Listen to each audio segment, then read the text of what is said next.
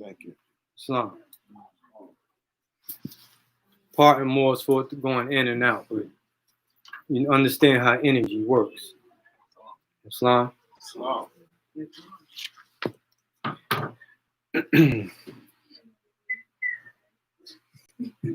So that's also something to think about when we say, well, we want to become, officers, or I want to become this, I want to become a teacher.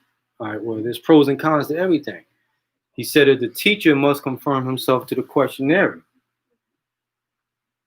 So again, that's cool. You want to be a teacher, but now you got to look at what you're teaching, how you're teaching, and then now a teacher has to be accountable for his actions. You can't just be teaching anything. You can't be using profanity.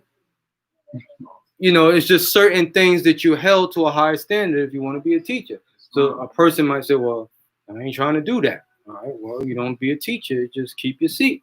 Sit in the back. Don't raise your hand. That's just, translating. Again, you want to be an officer. Additional laws speak about that. All governors, all heads officials. He speaks to all of the officials and let them know that, listen, you can't be found staying away from home. He said you can't be caught giving your earnings to someone else, meaning cheating and other stuff. You know what I mean? A teacher got to have good works. You got to be known like the prophet was known. These are his words.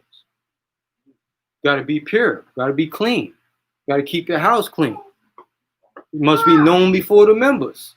So there's it's a whole lot of laws behind it, but I'm just giving an example of why certain people don't want to take their place in the affairs of men. Why some people don't want to step up to the plate and become leaders of our government, because they're held accountable to what comes along with it. He said the government is behind me, I got to get behind you. So again, we step out and say, hey, well, I'm a leader of the Moorish nation.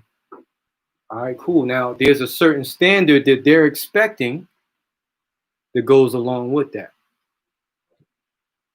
There's a certain behavior. There's a certain language. Like you said, go to City Hall. If you go to City Hall, you're supposed to speak a certain language. If you don't know that language, don't go to City Hall. It's pretty much what he's saying. Islam? Islam.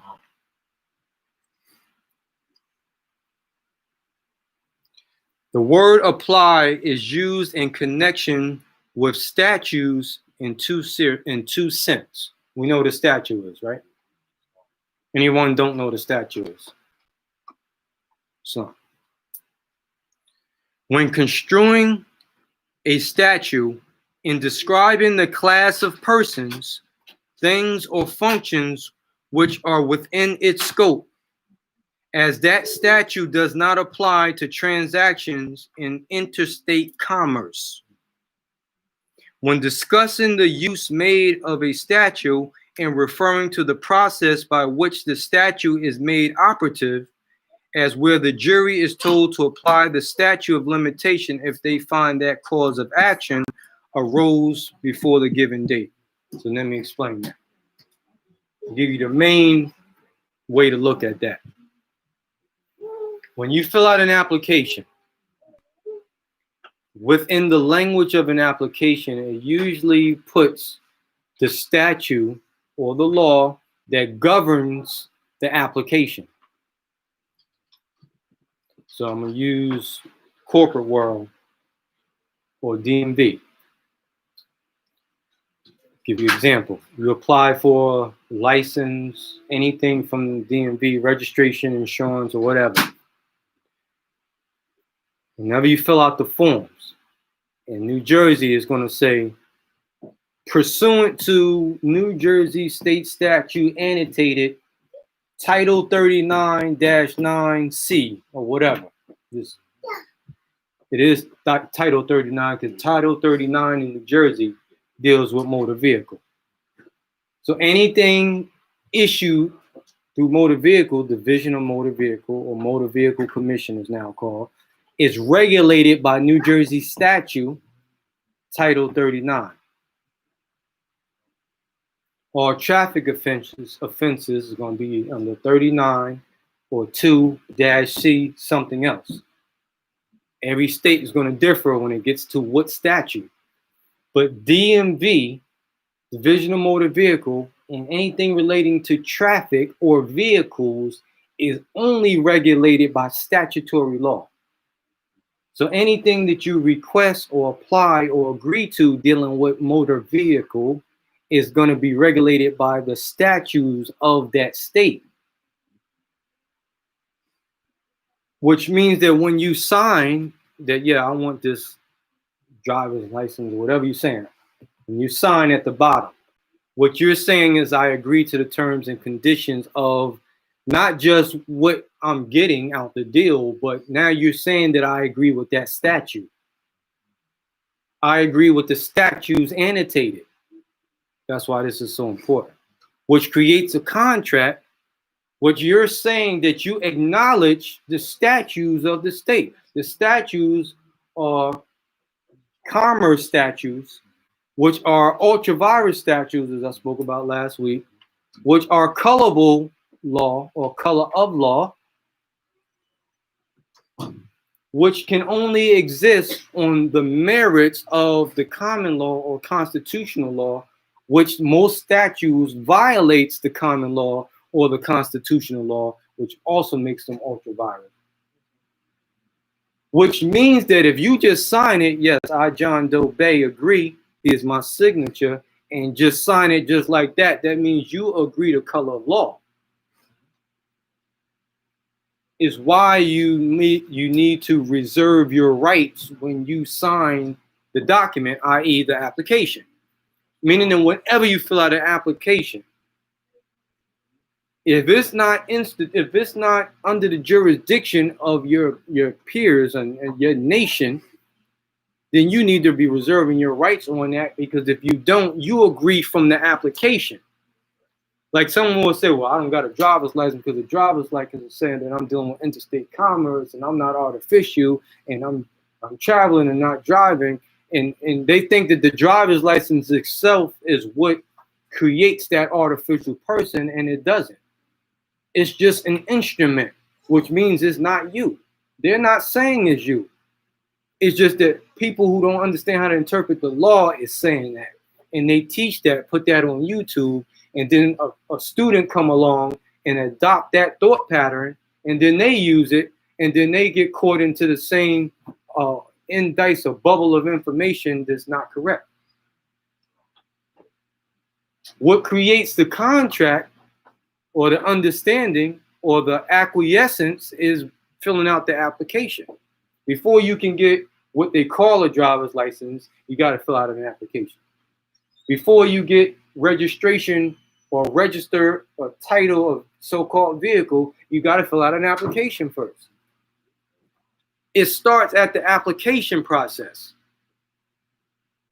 That's where it all starts. And if you don't deal with the application correctly, then that creates that artificial regulation or the statutory agreement that they can come back to and say, well, this is what you agreed to. Not the ID, you agree to what the application says. So this is what we got to understand. So I'm talking twofold. I'm talking about commerce, and I'm also talking about proclaiming your nationality. I'm explaining the application. What is an application? I'm bringing us all the way back down to the thought creates the application. The application creates the jurisdiction. So it's how you apply determines the jurisdiction, the regulation of the jurisdiction, who has authority to control or to rule or to govern. So you filling out something at DMV, you got to reserve your rights, because what you're saying is, I'm not agreeing to the statute, Title 39, and how it reads. UCC 1-103 is stating that the statute you got down here on this application must be reverted back to the common law. And that's what I'm agreeing to.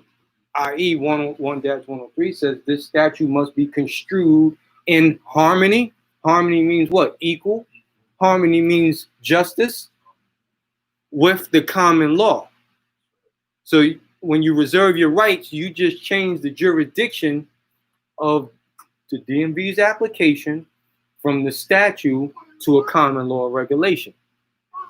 Now, technically, what you can do if there's a discrepancy, you can invoke a federal question behind a traffic offense because you never agreed to the statutory process of traveling or driving, whatever you want to call it. But if you don't, then they can say, well, under contract, because all law is contract. That's why a magistrate going to tell you, we don't deal with Constitution here. Well, you took an oath to uphold the Constitution. That's irrelevant. You're not dealing with constitutional court. You're dealing with commerce court. Commerce deal with contract. You made a contract. That's why you're here. We're saying you breached the contract. That's why we summoned you to municipal court. It's not based. We didn't say you violated the Constitution. Why are you talking Constitution when we never said you violated the Constitution? We said you breached the contract. This is commerce. That's why you're here, and we still talking something else. It's due to understanding. That's not. I knew you had your hand up. It's not. I was going to say exactly what you was just saying just now, because the statute, you have a statute, and this statute, if you're not privy or know what the statute says, then you're agreeing to the whole thing. They might put an application in front of you, and you might just see the front cover, but you don't see the hidden, statutes that's behind it, or in the full thing, which they call an adhesion contract. So you're not fully aware of all of the things that's in there. You're just seeing the application, the front page, but you don't see everything else. Islam. So that's why you have to reserve the right. Islam. So that's why the UCC codes is used, but it's not saying that you are following the UCC or like the UCC is the law. That's not why you're using it. The UCC is not law. The UCC is commerce too. Yeah, it's just a commercial code. So what you're doing is you're putting a code where your signature is at. The code is not the law, but the code reverts to the law. So it's a code saying, no, I didn't agree. Or no, I'm not agreeing to that statute. That's what the code indicates. So you can't state the laws with your signature. You just put in the code that states the laws. Absolutely. And it's hardly enough room for the code now, the way they're doing it. And it's going to get worse because it's going to all be electronic. And now they put just enough what they call characters. Your signature, and that's another lesson. I'll just throw it out there real quick. But your signature is considered characters. Your name is considered characters. So they allow just enough characters that they want based off the traditional Christian name. First, middle initial, and last. And that holds enough characters that's traditional, and that's what is in. That's how the system is defaulted. So that's another reason why I tell Moors, don't get fancy with your appellation. Don't come up with all these long names because it's going to work against you. You know, I know we want to be this and we want to be that, but it's not. It's only going to cause confusion in the long run. And now that we're getting more, electrified with what they're doing, it's definitely going to get worse. And now you got to come up with an abbreviated name in the system. What's going to occur is your true appellation is going to be one thing, but then on your so-called government documents or state document, it's going to be an abbreviation name because that's the only amount of characters that they will allow. And so now your ID is going to be different from what your your documents, your proclamations and everything say, and then sooner or later they're going to question that. And been there, done that, and from experience, I'm telling you, try to stay away from long names. It's not good. First, I rise in the name of Allah subhanahu wa ta'ala. Honest to the Father of the universe, honest to Noble Joe Ali, honest to everybody in attendance, honest to everything pertaining to Islam. Islam. I was going to ask you about the signature thing, but before I go there, I had an experience with me signing, and like you said, if the appellation is long, it's be hard to fit it in that space. So what I realized is that signature don't necessarily mean your name. It doesn't. Because people scribble, scrabble, and that's their signature. That's correct. So certain government places, though, or buildings or institutions or agencies, to them, signature means name. So if they look at your signature, like you said, they will want to match it with something else to see if that's the signature you have on another document. So what I was able to do is I made my own sign where even if I scribble, my sign is my sign on all the documents, even if the scribble is different. All right. And I was able to stand on that. All right. So that was a statement. Do you have a question behind that as well? That was the question too, about the Pretty much signature could be a sign. Islam. So signature can be any ensign that you want. It does not have to be your name. But the only thing it does have to be is consistent. So they look at what's consistent. And they compare. So whatever it is, like you want to think this process through in the beginning, much as possible, and try to get everything. We even tell Moors, practice your signature when you proclaim. The difference between signature and autograph. So can you look up autograph? Law dictionary, or signature, either or. I just want to finish this thought. I'll get back to you. When you are choosing an appellation for yourself, referred to as a name, you also practice the signature of that, or whatever you want to use. And you try to get this all a part of the process of applying so that everything is consistent from the beginning. It looks better. Doesn't mean you have to. But if you are in the position, there's no rush. You can think about the appellation, practice that appellation and the signature, in your own time, and then apply and try to put that into publication all at once. It has a better result. It does not have, it's not a law though. It doesn't mean that you can't change your signature. I'm just saying that it is better to do it in the beginning if you have the opportunity. And also correcting your name. When you proclaim, let me go back. We are proclaiming our nationality. That's the application. That's the process of what we are doing. It's not a name change. It's a proclamation of name and nationality as we write it on our document. But what occurs is you are proclaiming your nationality. Within the process of proclaiming your nationality, the law stipulates that you are allowed to assume another name. I'm using the word assume because that's how they word it. So you are assuming it. There's nothing wrong about it. But you are assuming another name. So sometimes when you see that word, it don't get alarmed. You're assuming another name. So you're not changing the name. You're assuming another name through the process of proclaiming your nationality. No different from naturalization.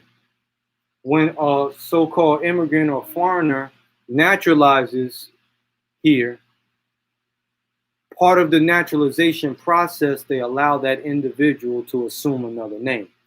So most foreigners have long names, like I was just speaking, and they might have, I'm gonna call it foreign names, meaning that those names could be in another language, Arabic or whatever. They don't want to be, uh, they don't want the public to single them out. They don't like to carry those names with them here because it's different from the traditional English names that's here.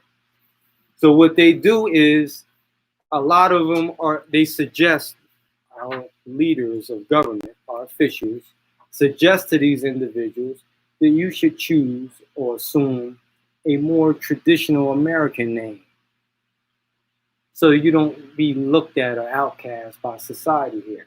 So one could take his long tradition, roots or organic or pedigree name and narrow it down to a simplified name like John such and such. Even though they wasn't born with that name, they assumed that name through the process of naturalization. They didn't change their name. They didn't go to the court and do a name change. They assumed the name through the naturalization process. Understand that. Because now what you're doing is you're not dealing with naturalization, but you're dealing with a form of naturalization, the organic form of naturalization. So you're proclaiming your nationality, but in the process, you're also assuming another name in that process. You got to understand that there's a different jurisdiction behind the way you assume the name through so-called naturalization versus changing your name in a court, in a justice of the peace court system. There's a different jurisdiction behind the two. So one should not use the language of changing their name, because again, they want to hold you to the statutory procedure of changing your name. So there, when you say I changed my name, then what they do revert back to the process of how one changed their name. In order to change your name according to the statutory procedure, you have to petition or apply to a county clerk or county secretary or county clerk or county court clerk to change your name. And you have to fill out an application, which they call petition for name change. When you fill out the petition for name change, in the petition, it says pursuant to NJ, that's only in New Jersey, NJ's abbreviation with New Jersey, statute 2C, da da da da. 2C is one of the statutes for name change. So when you request or petition to change your name in a court, statutory court, you're agreeing to do it according to the statutory process. And if you change your name, which some people have, certain Moors have changed their name through court, what they have agreed to was to change their name according to the statutory procedure, which has nothing to do with nationality. They're not proclaiming their nationality that way. They're only changing their name. You're allowed to change your name, but just know that that has nothing to do with nationalization. And now your Ellen Bay, which is your surname, is part of your name and not a title granted to your name, because the state, Article 1, Section 10, says that the state cannot grant titles of nobility. So the Constitution says that the state, which is New Jersey, New York, all the way down, all the way out west to California, wherever you want to go with it, all the four corners, none of the states in the Union, i.e. the Union State Society, i.e. the United States of America, none of those states can give you a title of nobility. So because El, Bay, Day, Al, and Ali are titles of nobility, the state can't grant that to you. Only your nation can. That's why they also, in naturalization, in order for you to become a citizen of the United States, they tell you that you have to denounce not just your nationality, but you have to denounce any allegiance to any foreign prince ambassador, sovereign, or nation is how it reads. Which means that if you were subject to the King of Morocco, i.e., if you was a citizen of Morocco, the Kingdom of Morocco, and you want to naturalize and become a citizen here, they're saying you got to denounce that allegiance to the king. So that means that you got to denounce being a Moorish or Moroccan and become a citizen, a U.S. citizen, which we know is an artificial citizen. So pretty much you're not just denouncing your allegiance to a free nation, you're denouncing your allegiance to the human race. Because you're saying, I'm not human anymore. I'm not human anymore. Now I'm artificial. That's what you're telling them by saying, I'm becoming a citizen of the U.S. So if you naturalize, that's what you're saying. If you change your name to a court of law, that's what you're saying. I'm not human anymore. And also you're saying that I am a 14th Amendment fiction created on paper or by law. By law still means according to their statute. So you're saying you're a statutory citizen, which means that you were created through the fiction of this corporation, is what you're saying. By changing your name, signing the paper, doesn't matter how you feel about the situation. Doesn't matter how much you really know. You could be an adult, and if you just sign that paper, that's how it's viewed. Not saying that that's who you are, but that's how they're going to view you, and that's the statutes they're going to use to regulate your behavior. And now when you go to try to challenge that, that's what they're going to say. Well, you're a citizen of the United States. Their proof is you change your name in the court, and by changing your name to the court, you agree to be a 14th Amendment citizen. And Drew Ali told you don't go that route. Did he not say that? He said the 14th Amendment is not needed. Not needed means don't sign the paper if it says that. Just translation. He didn't say that. I'm just interpreting what he said. 14th and the 15th Amendment is not needed for salvation. Salvation means what? To be free. So he's saying that the 14th and the 15th Amendment is not needed to be free. So if your whole agenda and mission by coming to the Moorish Science Temple and by being a member of the Moorish American nation, if your interest is to be free, you don't want to neutralize that mission by signing something that says that you are in contrary to what your mission is. The way you protect yourself from them phony contracts is to stay within the means of what Drew Ali told you to do. Stay within the means of the law. Once you go outside of what Drew Ali have orchestrated, reclaimed, now you have to beware, because if it's something that you're not sure about or don't understand, now you can get caught within another jurisdiction. It might not have been your intent, but now you can get caught up into a contract that you didn't understand that that's really what you was getting into. No different from somebody going to court, changing their name. They're not really emotionally agreeing to be a 14th Amendment citizen. By contracts make law, and the contract says you are. That's no different from you signing up for something online and proclaiming your nationality through YouTube of America, and now that's a contract. Now they got you. Just like you said, you got an app. All right, well, you agree to the app. You agree to the terms and conditions of the app. You didn't have to confess that that's what you agreed to, but just by your acknowledgement of it and your downloading of the app means you agree. It's that simple. Again, downloading the app is the process. We do the same thing out here in Moorish YouTube of America. We do the same thing. We download information. We're downloading an app, an application. We agreeing to the application. We sign the application via online or physical document, and that creates a contract, and contracts make law. That creates the jurisdiction. Not saying that's good or bad, saying that you need to know what you're dealing with. Because if you're examined on that, you need to be able to explain it. Somebody just had their hand up. Miss Long, you go.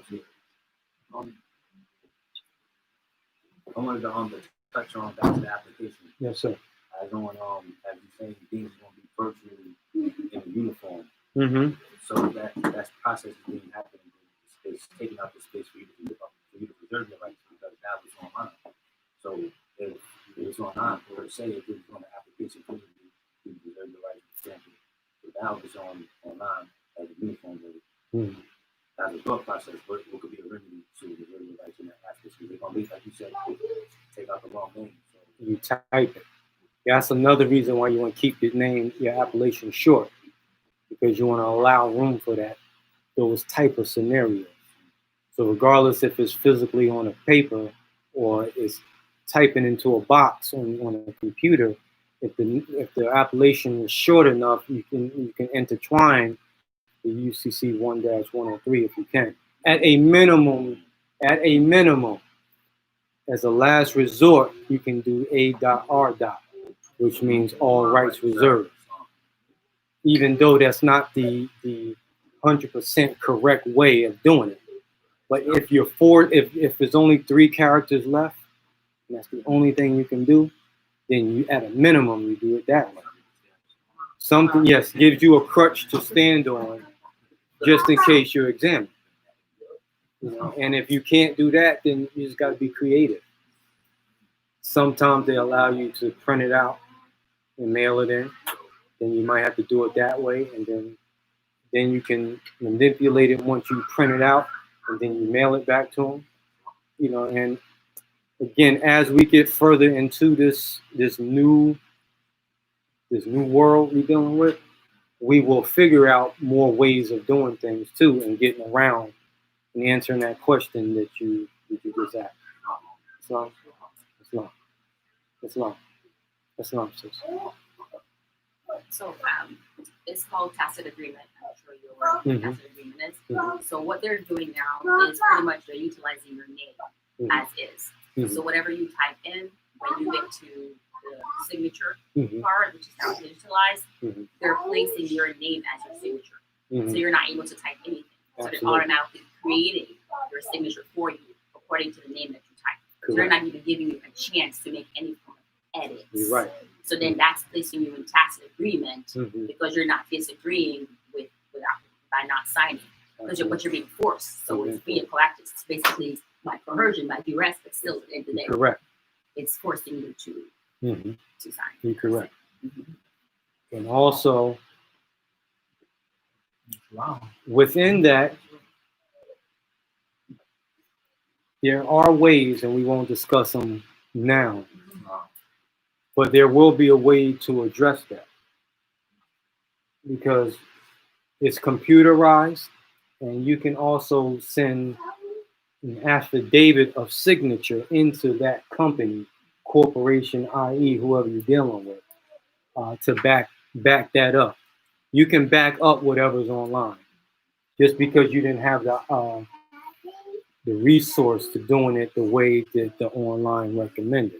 So as a paper trail, we might just want to send an affidavit in lieu of what we've done online to counter what we wasn't able to do.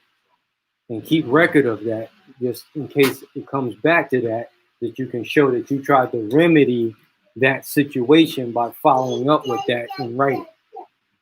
But again, we can look at other ways to navigate in the future. Yeah, also with due process, you state in law you can't just change your name, but what you can always change is your title. Pertaining to what? Pertaining to Mr. or Mrs. Junior, etc. You can always change your title. there's no login to the title. Mm-hmm. So if someone do want to cheat, they could put at the end of their name while filling out an application ARR as title, and that automatically puts your all rights reserved R.R. As an activist, we have meetings with New York Assembly, and we have conversations regarding that. All right, Islam. I'm a humanitarian activist, so I fight against this. Islam. So that's another avenue. So again, collective support. That's what we do. Islam. Yes, sir.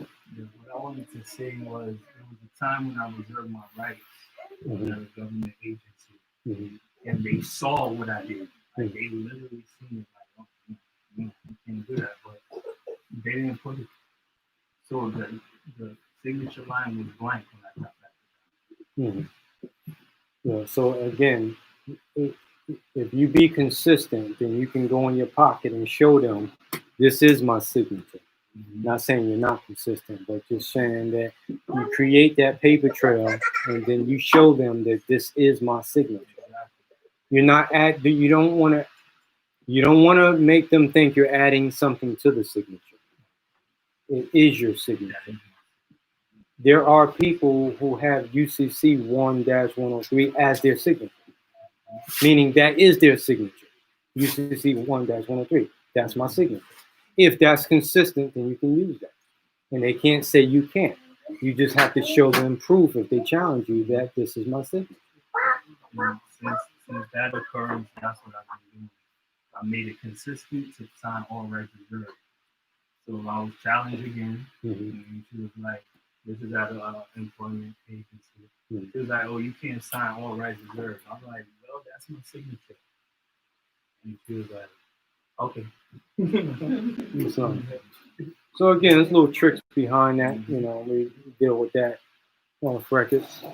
Islam. Any other questions related to the review?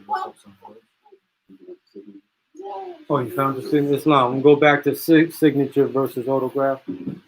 Islam. Islam signature. A person's name or mark written by that person or at the person's direction. Commercial law. Any name, mark, or writing used with the intention of authenticating a document. UCC 1-20139 3-401, also termed legal signature. The signature to be memorandum may be any symbol made or adopted with the intention or actual parent to authenticate the writing as that of the singer. Restatement second of contracts 134, 1979. And they have digital signature. A secure digital code attached to an electronically transmitted message that uniquely identifies and authenticates the sender. Digital signatures are especially important for electronic commerce and are a key component of many electronic messages authenticating schemes. Several states have passed legislation recognizing the legality of digital signatures. See e-commerce. So that's back to what we were just discussing. You can look into digital signatures as a classification and look at everything is always revised and amended. So you just keep up on it. Don't mean you have to agree with everything that was revised, but you still should know what they stipulate, like the sister was just demonstrating. Still know what they're saying, what they're dealing with now, and how things unfold, what they're going to be dealing with next month, 6 months from now. They're going to always change everything.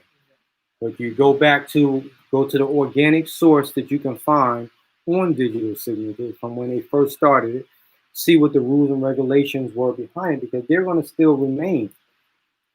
They might add stuff and try to change stuff, and if they can get you to agree, just like the statutes 1-103, not statutes, but UCC codes 1-103 and 207, like they revised those. But they're bait, because if they can get you to agree to the new amended one, what they call 208 or whatever it is, if they can get you to agree, then it kind of like overrides the original one. And if you read the statute itself, it doesn't override it. They're claiming that it just enhances it. But that means that you still can use the original UCC code. But a lot of new people who are coming in, might not know the old codes, so they might just be reintroduced to the new codes, and they might just start their career off with the new codes and not understanding that the new codes are really bait, because they knew that people were catching on to the codes and using them as a reservation of rights. So now they figured they had to go in there and do a monkey wrench to it and change the meanings of them up a little bit. So if you go into the Black's Law dictionaries and the revised UCC code, they're going to push the new ones. They're not going to push the old ones. You know, so you got to go back to the old source of whatever you're doing. Islam. So I think that the definition cleared up the signature and the order, but I think, you know, it still becomes semantics when you really look at it at the end of the day. Islam? What's up? For those who want to know, autograph is in one's own handwriting. So when you look up the definition, that's what it's going to say. It's going to say one's own handwriting. And then with the signature, I found something I wanted to add to this book. Is that signature comes from the Pope and the Pope's plenipotentiary. So as the plenipotentiary, meaning like, you know, who he designates to do stuff for him, go places and stuff for him. So those are the only people that have signatures. So I just wanted to share that. Islam, but I want to correct that, because it does not mean that 100%. That is a jurisdiction that was used, but it's not the organic aspect of the word. The word is of Latin descent, and it's also the root of it is a sign or insignia. So your signature, that's why it could be a signal, a scribble, a line, a symbol, a dot, because it's a sign on, it's your sign up. So what you're doing is you create your own sign. And this is the art and the science behind this, on why you don't want to sign Willie Smith. I'm gonna go back to that. Willie Smith is a sign. It's a signature, but a signature means sign. And it's a symbol by which you are known as. So what it does is the sign creates not only the thought, but the jurisdiction, which Willie Smith? Willie Smith is a sign or code of a European family, which creates the jurisdiction. So when you sign Willie Smith, what you're doing is sending a signal to the colonial possessors, i.e. slave holders, that you are under their jurisdiction or you're their property. Right? So this is one of the reasons why proclaiming, correcting your name, and getting up out of those slave titles is necessary, because they're signals, they're signs. So yes, signature means you agree, but it means that it's a contract. It means you becoming one with the jurisdiction of whatever is created. So if you're saying you're Willie Smith, then that's what they're going to regulate you under, what the rules and regulations that goes along with who created Willie Smith. So they created the sign, is what I want you to understand. They're creating the sign. When you correct, you proclaim, assume another appellation, and create your own sign, it's like you patenting that sign now, where you create that sign where it's not regulated by another jurisdiction. And that is again, we just touched the surface of it, but it goes deeper than that, because some people, especially when you get into commerce, celebrities, wealthy people, and people who know, they patent their signatures. And even UCC language and talk, when you secure, put liens on property, assets, you also do numbers and signatures. Therefore, if your signature is used for anything outside of your likeness, there's recourse behind it. People copyright their signatures for that purpose. So it becomes your own sign and symbol. You can create a logo and copyright it. Now it shows that you're the author, you created it, and you don't give anyone permission to use it without your permission. So that's sort of like where you're going with this. Again, there's a whole nother umbrella behind that, but it can go into, if you're going to deal with it, you got to go deeper into what it really represents. But just saying, for a sign or signal, the Pope does not coin that term. It has been used by the Pope, you're correct, but he's not the author of it. It predates even his existence into other languages, where we get into what sign means in other language. Well, it's a signal.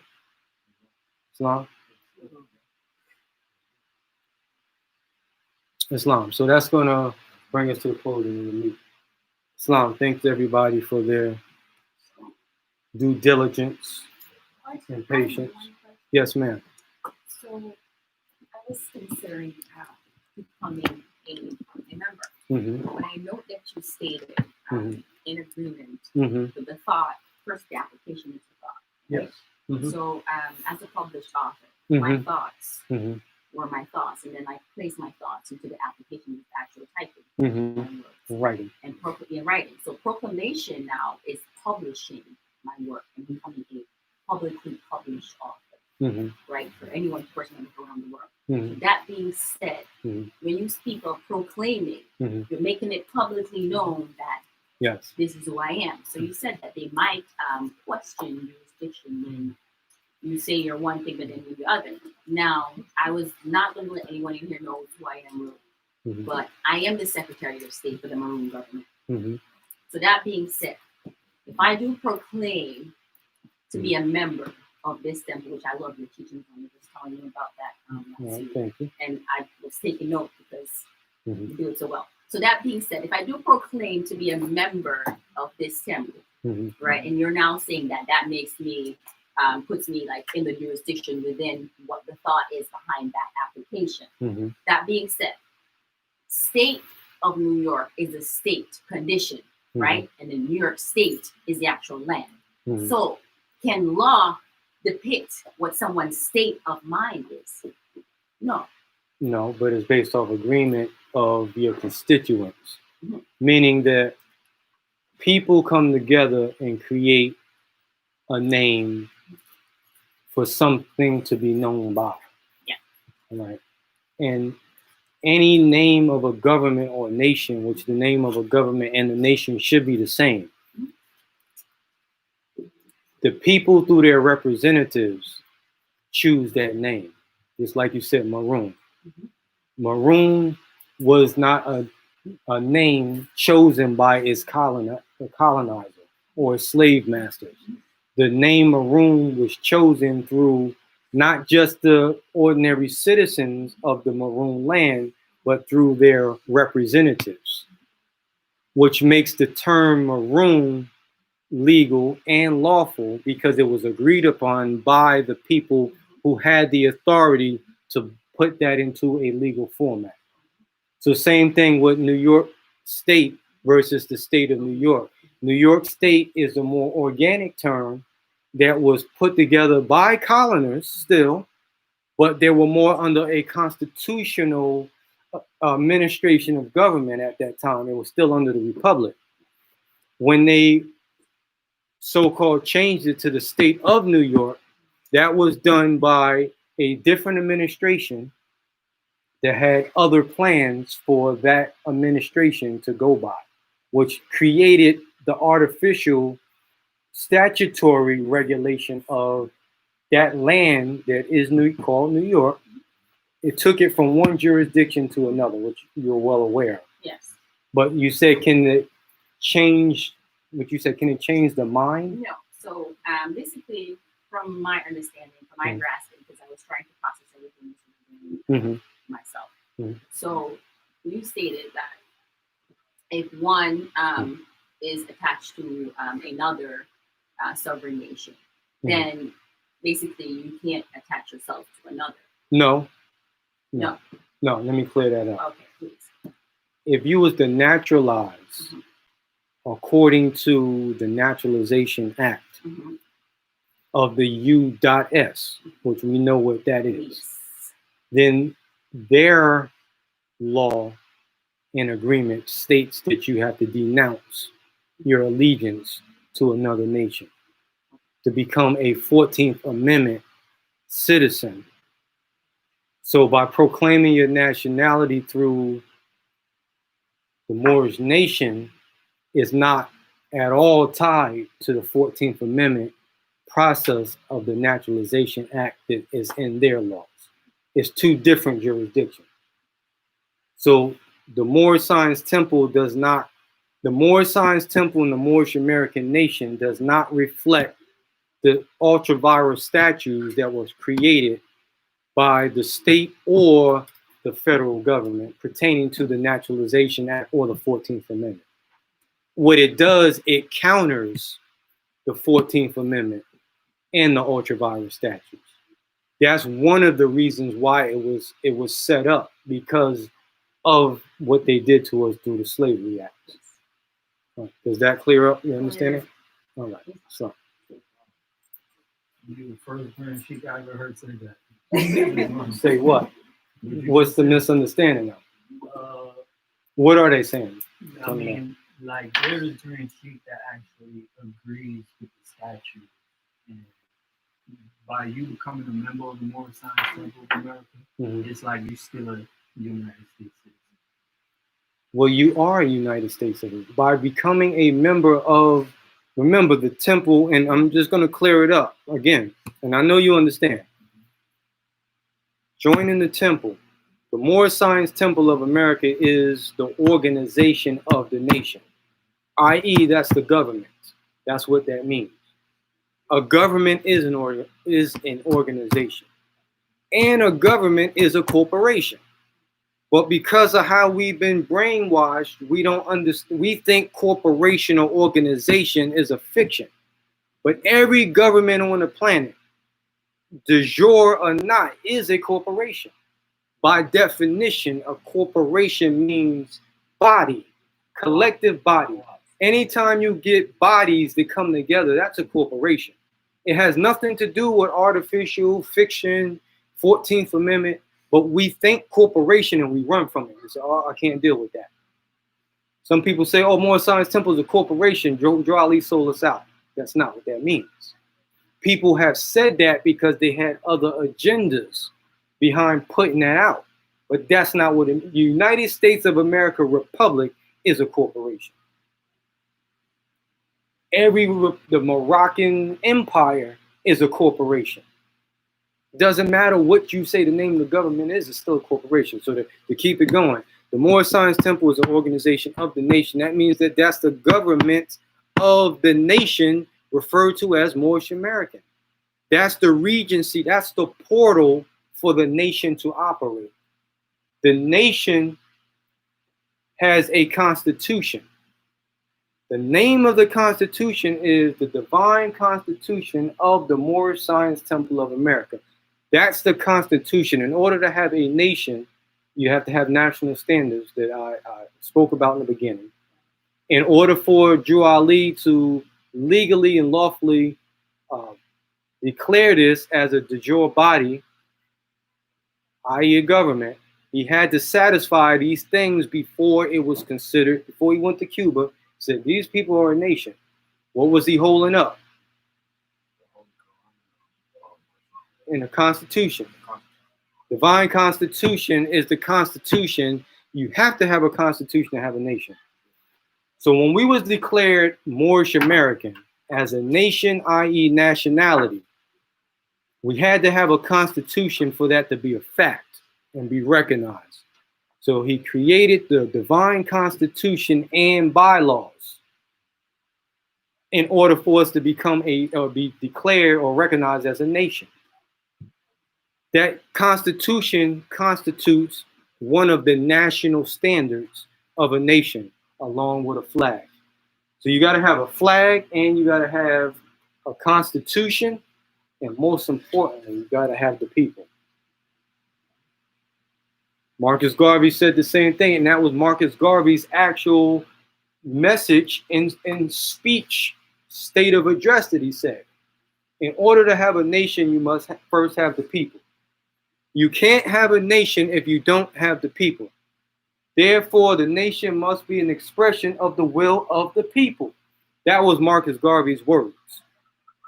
That's why, that's not the only reason, but that's one of the reasons why he's referred to as the forerunner of the Moorish American nation, or Prophet Noble Drew Ali, because he helped prepare and put the necessary steps in place for the in conjunction with the Prophet to declare us a legal and lawful nation. He gathered the people. A lot of the members of the Moorish Science Temple were followers of Marcus Garvey's movement, which some of us know that, some of us might not. But just moving forward, that the temple is the organization. The organization is what we call the regencies, just like the state house, the government buildings, as we would call them, the city halls in every area. Every government has to have a building where it conducts its governmental affairs.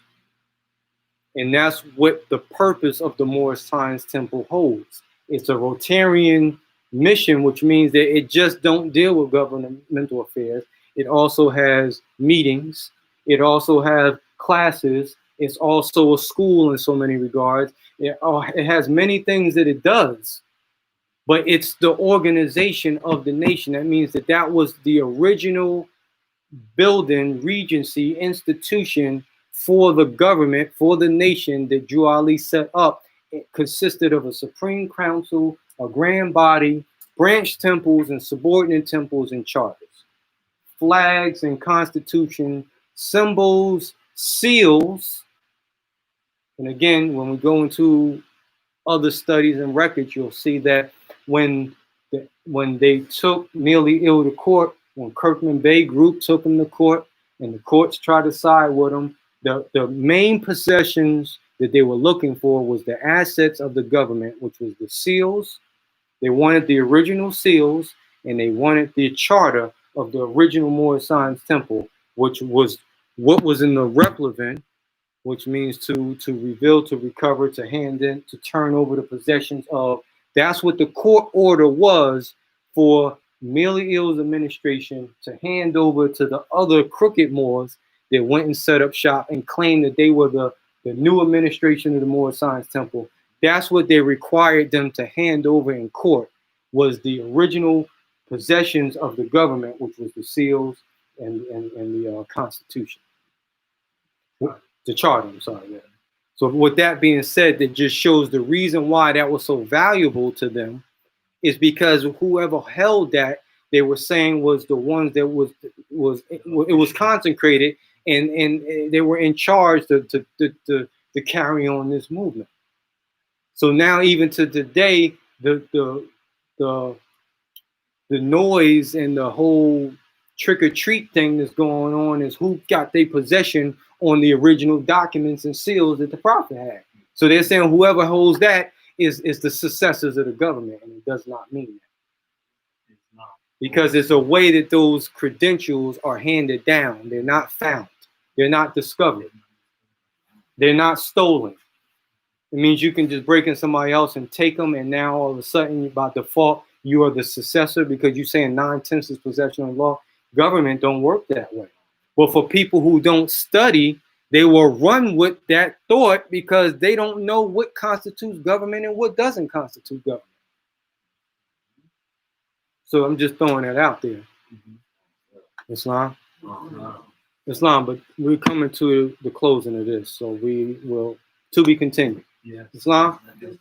Islam, in lieu of, let me just close out. In lieu of the warnings to be read and the additional laws, we won't read them at this time, but we will ask the Moorish Americans, please rise, face the east. For the closing prayer, we will ask Sheikh Nika to lead us in the closing prayer and meditation in the sealing of the Circle 7. May Allah bind our hearts and minds back to our ancient forefathers, divine freedom principles. This we ask in thy holy name, in the 7th name. Amen. Islam Moors meeting is now adjourned.